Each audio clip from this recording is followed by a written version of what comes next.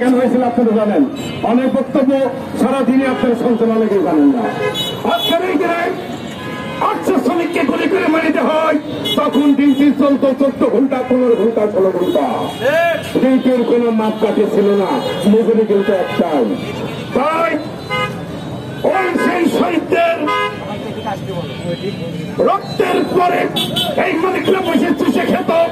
ওই 800 শ্রমিক যখন হত্যা করা এই মালিকদের নির্দেশে আজকে এই সেই মে দিবস, আজকে এই 1 মে।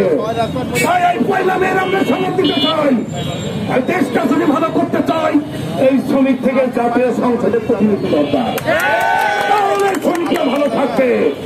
কারণ আমরা কিন্তু সবাই শ্রমিক। আপনারা কেমন ইন্ডাস্ট্রি যদি থাকেন, সেও শ্রমিক, রিক্সাওয়ালা সেও শ্রমিক, রিভার বিতরণ সেও শ্রমিক, সেও শ্রমিক, যে রাজনীতি করছেন সেও কিন্তু শ্রমিক কাম ধরাচ্ছেন। তাই শ্রমিক উন্নয়নের মূল কাঠে হচ্ছে শ্রমিক। এই শ্রমিককে মেরে এই কিছু অর্থ তিনি